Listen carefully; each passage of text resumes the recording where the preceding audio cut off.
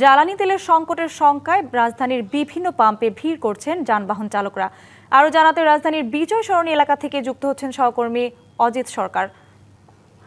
অজিত, ঢাকার পাম্পগুলোর চিত্র কি দেখছেন এবং ক্রেতা যারা আসছেন তেল কিনতে, জ্বালানি তেল কিনতে, তারা কি ঠিকমতো জ্বালানি তেল পাচ্ছেন কিনা জানাবেন।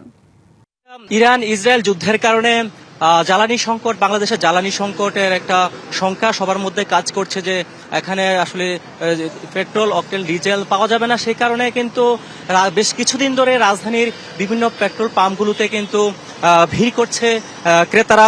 তারা যেমনটি বলছে যে আসলে মধ্যপ্রাচ্যে যে যুদ্ধ সংকট তৈরি হচ্ছে, সেই তৈরির কারণে, যুদ্ধের কারণেই কিন্তু যে জ্বালানির একটা সংকট দেখা দিবে, সেই কারণে তারা কিন্তু পেট্রোল পাম্পগুলো থেকে ভিড় করছে।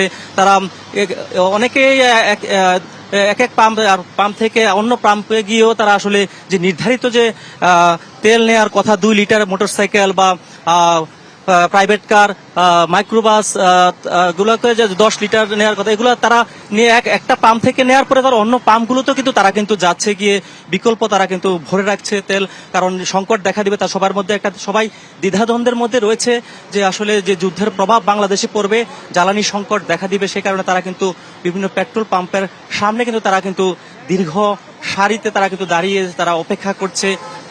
4 ঘন্টা, 5 ঘন্টা, 6 ঘন্টা থেকেও পর্যন্ত অনেকে অপেক্ষা করে কিন্তু তেল নিচ্ছে। তো অপটিক্যাল ব্রাইটেনার, কালার গার্ড এবং ডার্ট লক সমৃদ্ধ অ্যাডভান্স ফর্মুলায় এলো নতুন রে ডিটারজেন্ট পাউডার। আজকে রাতে 10টার পরে কিন্তু অনেক পেট্রোল পাম্প কিন্তু আসলে কেউ তারা বলছেন যে ক্রেতারা অনেকে বলছেন যে অনেক পেট্রোল পাম্প বন্ধ পেয়েছেন তারা। সে কারণে তারা কিন্তু এই জন্য অনেক যে পাম্পগুলো খোলা রয়েছে সেখানে কিন্তু তারা কিন্তু ভিড় করেছেন। আর সেজন্য তারা এখানে আমরা এই মুহূর্তে যেটা দেখাচ্ছি ক্যামেরার মাধ্যমে, সেটা বিজয় সরণিতে আমরা আছি।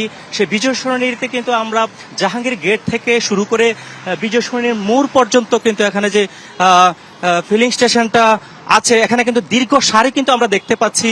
আপনাকে যে ক্যামেরার মাধ্যমে সঞ্জিতা দেখাতে চাই, আপনি দেখতে পাচ্ছেন যে এখানে দীর্ঘ সারি কিন্তু আছে। এখানে কিন্তু দেয়া হচ্ছে মোটরসাইকেলকে 2.5 লিটার তেল দেয়া হচ্ছে 300 টাকার বিনিময়ে। আর যে ব্যক্তিগত গাড়ি কিংবা প্রাইভেট কারগুলো রয়েছে, মাইক্রো বাসগুলো রয়েছে, সেগুলোকে দেয়া হচ্ছে 10 থেকে 12 লিটার করে তেল দেওয়া হচ্ছে। তেল তারা দিচ্ছে, যদিও দীর্ঘ সারি অপেক্ষা করে নিতে হচ্ছে সবাইকে।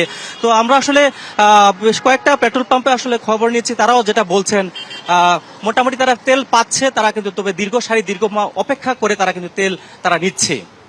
সানজিদা। অজিত, ধন্যবাদ আপনাকে।